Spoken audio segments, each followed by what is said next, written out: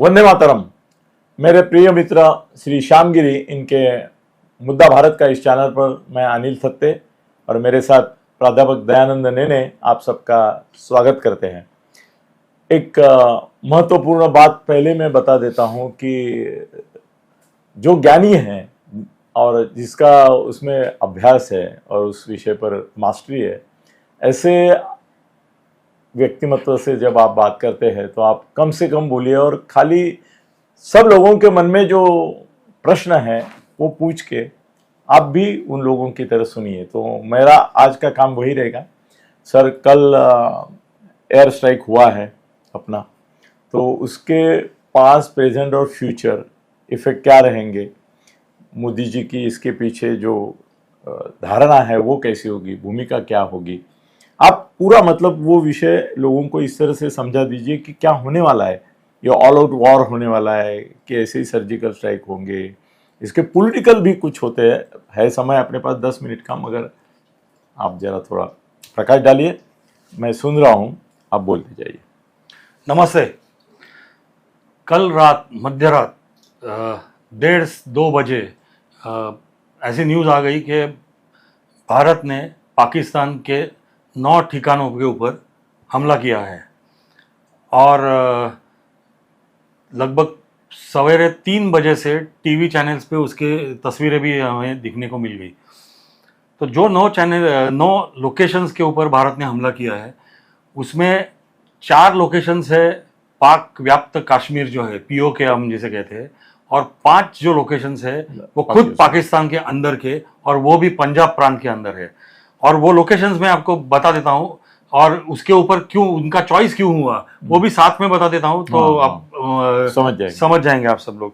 तो सबसे पहला बहावलपुर करके जो इलाका है पंजाब प्रांत में पाकिस्तान के, वो जैश ए मोहम्मद, ये हाफिज सईद करके जो इंटरनेशनल टेररिस्ट है, अमेरिका ने भी उसके सर के ऊपर काफ़ी बड़ी इनाम रखा है।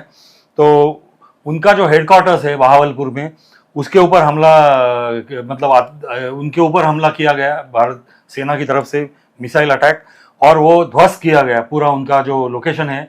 और ये जो लोकेशन था वो लगभग इंटरनेशनल बॉर्डर से पाकिस्तान के अंदर पंजाब प्रांत में 100 किलोमीटर तक अंदर था। तो हम 100 किलोमीटर पाकिस्तान के अंदर घुस गए, कोई प्रतिकार नहीं, कोई ये नहीं, जबकि उनको मालूम था। वो भी मिसाइल अटैक है, मतलब यहाँ से बटन दबा के वो मिसाइल जाके किलोमीटर में उन्होंने ध्वस्त कर दिया। मतलब पिन पॉइंट एक्यूरेसी जिसे कहते हैं। कोई फ्लाइट बीट नहीं थी, ये सब फ्लाइट नहीं, यहीं से छोड़े हुए मिसाइल से। अच्छा। दूसरा मुरिद के नाम का एक शहर है उनके यहाँ पे पंजाब प्रांत में ही, उधर लश्कर ए तैयबा जो पाकिस्तान का काफी नाम है उसका, सुना होगा, टेरर कैंप है उधर। तो वो भी भारत का जो बॉर्डर में सांबा करके एक गांव है, वहां से 30 किलोमीटर अंदर तक है।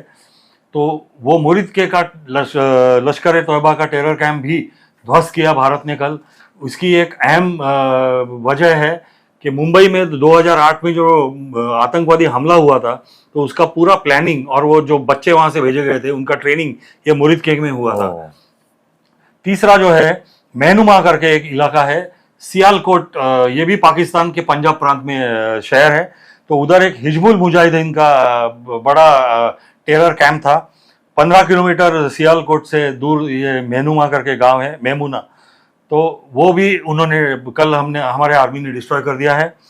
फिर सरजल करके जैश ए कैंप का जम्मू और कश्मीर में कथुआ करके जो जिला है, उससे 8 किलोमीटर दूर, सिर्फ 8 किलोमीटर दूर ये जैश का उधर कैंप था। उसके ऊपर हमला करके वो डिस्ट्रॉय किया गया।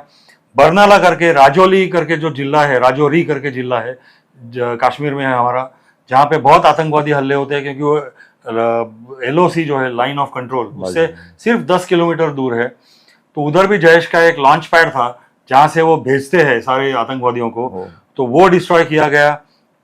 फिर कोटली करके एक गांव है पाक ऑक्यूपाइड कश्मीर में, उधर भी एक लश्कर का कैंप है, वो 15 किलोमीटर LOC से दूर है, वो डिस्ट्रॉय किया गया। फिर बिलाल करके एक लॉन्च पैड है जैश का, जहां से लगभग 35-40 आतंकवादी गत 6 महीने में भेजे गए हैं। तो वो लॉन्च पैड आर्मी ने कल डिस्ट्रॉय कर दिया। फिर गुलपुर करके एक गांव है, वो LOC से 35 किलोमीटर दूर है। ये गुलपुर में भी काफी जैश और नहीं हिजबुल मुजाहिदीन उनके आतंकवादी टेरर कैंप्स है। यहाँ पे ही 20 अप्रैल 2023 को जो अपने आर्मी के ऊपर पठानकोट पे हमला हुआ था, उसका प्लानिंग वहां पे हुआ था। और 6 महीने पहले जून महीने में जम्मू में जो टूरिस्ट बस के ऊपर हमला हुआ था, आतंकवादियों ने जो किया था 24 जून 2024 में, तो वो भी उसका प्लानिंग ये गुलपुर के टेरर कैंप में हुआ था। तो वो भी टेरर कैंप कल ध्वस्त कर दिया अपने आर्मी ने। और सबसे बड़ी बात, सवाई करके जो गांव है वहाँ पे लश्कर ए तोयबा का टेरर कैंप है। ये एलओसी से 30 किलोमीटर अंदर है, पाक व्याप्त कश्मीर में। कश्मीर में गुलमर्ग में हो या गांदेरबाल इलाके में जो हमले होते रहते थे गत 1 साल से, तो वो सारे आतंकवादी सवाई से आते थे। और सबसे अहम, अभी जो गत 10 दिन पहले पहलगाम में जो हमला हुआ 22 अप्रैल को जो हुआ, तो वहाँ के जो आतंकवादी है उनका भी ट्रेनिंग ये सवाई कैंप में ही हुआ था। तो वो कैंप भी अपने आर्मी ने कल ध्वस्त कर दिया।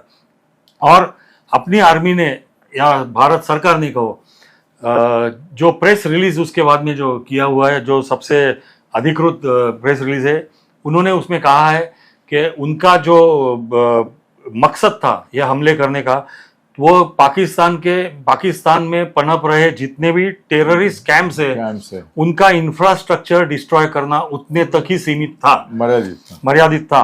वो पाकिस्तान के नागरिकों के ऊपर हमला नहीं करना चाहते थे, ना कि पाकिस्तान के मिलिट्री इंस्टॉलेशन के ऊपर भी हमला नहीं करना चाहते थे। उनको सिर्फ टेररिस्ट कैंप्स और लॉन्च पैड जो है वो डिस्ट्रॉय करने थे, और वहां तक उनका हमला सीमित था।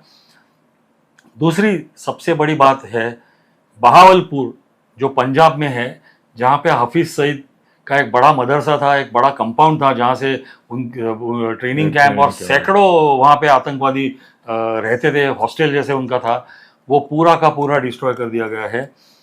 और सबसे बड़ी बात मेरे हिसाब से, एक मैसेज गया है पाकिस्तान को कि हम भारत में बैठ के अगर पंजाब जो उनका सबसे बड़ा शहर है, और पाकिस्तान के जो प्रधानमंत्री है शहबाज शरीफ, उनका वो होम टाउन है, वो पंजाब प्रांत के 3 बार चीफ मिनिस्टर रह चुके हैं और आज वो प्रधानमंत्री है, तो उनके घर में घुस के उनके घर में जितने भी कैंप्स थे वो सारे जमींदोज कर दिया है। तो एक बहुत ही अहम मैसेज भारत के आर्मी ने भेजा है। सर, वॉर होगा कि नहीं? क्या ये ऐसे ही रहेगा? सर्जिकल स्ट्राइक्स ही रहेंगे? नहीं, अभी जो हुए हैं ये सर्जिकल स्ट्राइक्स किए हुए हैं। वहां पे एक मैसेज भारतीय सेना ने और प्रधानमंत्री मोदी जी ने भेजा है कि देखो, हम आपके यहाँ कहाँ तक पहुंच सकते हैं, तो आप अगर बाज नहीं आए तो हम आगे चल के भी आपके ऊपर हमला कर सकते हैं। अभी आगे चल के इसका परिवर्तन एक फुल फ्लेज वॉर में होगा, या पाकिस्तान मतलब अगर खुद को उन्होंने संभाला और अगर एक कोई वोलाटाइल रिएक्शन नहीं दिया, तो ये टेररिस्ट कैंप्स डिस्ट्रॉय होने तक सीमित रहेगा, अन्यथा ये फुल फ्लेज वॉर हो जाएगा। ओके, ठीक है मित्रों, जो जानकारी एकदम ज़रूरी थी वो नैने साहब ने आपको दी है, और वो इसमें माहिर है, तज्ञ हैं। तो इसी के साथ हम आपसे विदा लेते हैं। धन्यवाद।